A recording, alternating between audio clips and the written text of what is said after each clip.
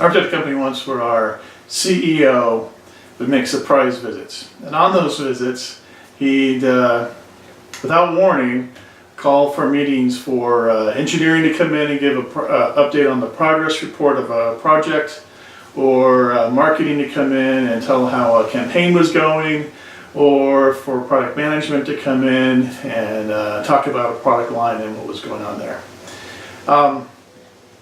He had this concept that he called constructive conflict. Wow. Now, I thought it was crazy, but he thought it was the best way to create the morale that the company needed to do its job. Now, my product managers called these impromptu presentations inquisitions. Nobody expects the Spanish Inquisition. Our chief weapon is surprise. Surprise and fear. Fear and fun. They'd walk through the door. They would see everybody there.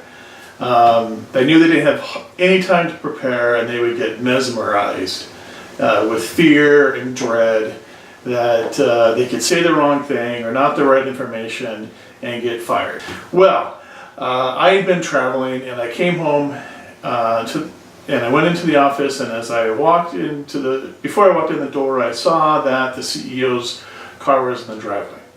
And as I was sitting down to my table, one of my guys came in and said that we had this huge crisis with one of our product lines. Now, I don't remember what it was, but it was a big deal. And a moment later, we got the news that, of course, our CEO wanted to have one of these, crazy inquisition meetings. Well, this product manager freaked out, and he was afraid that he was going to be the next one to get fired. And he came to me and said, "Look, I put together some slides that has the history of the sales, of what the competitors are doing, where we think the market's going to go. All I need from you is some direction on how we're going to address this problem." And his suggestion was not to, because he didn't have any answers. It was only a few hours fresh, and we had no way of knowing what to do about it yet. Now, I had a different idea. This plan of yours, I think it's good, except it sucks. So let me do the plan, and that way it might be really good.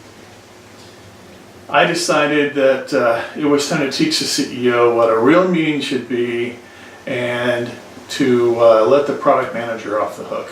And I would take full responsibility, and let's see what would happen.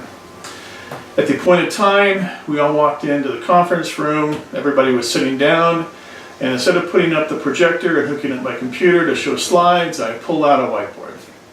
And I said, we got the best and brightest of the company in this room right now. You don't know it, but we have this huge problem. And I described what the problem was. And I said, we have an hour. Together, we're going to fix it. We got down, I got out the pen. We started discussing the issues. We wrote everything down. We went back and forth. And instead of confrontation, we had a better word, collaboration.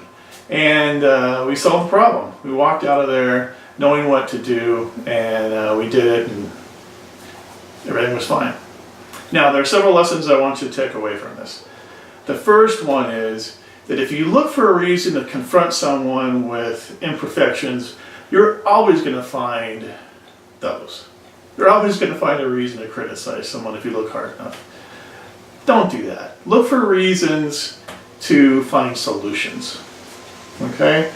And the second thing I want to teach you is that you should already know. If you're going to have a meeting with 20 people that's going to last an hour, make sure that meeting's constructive and you walk out of there with a solution and there's a purpose for it. It's got to be a really good meeting to be better than no meeting at all.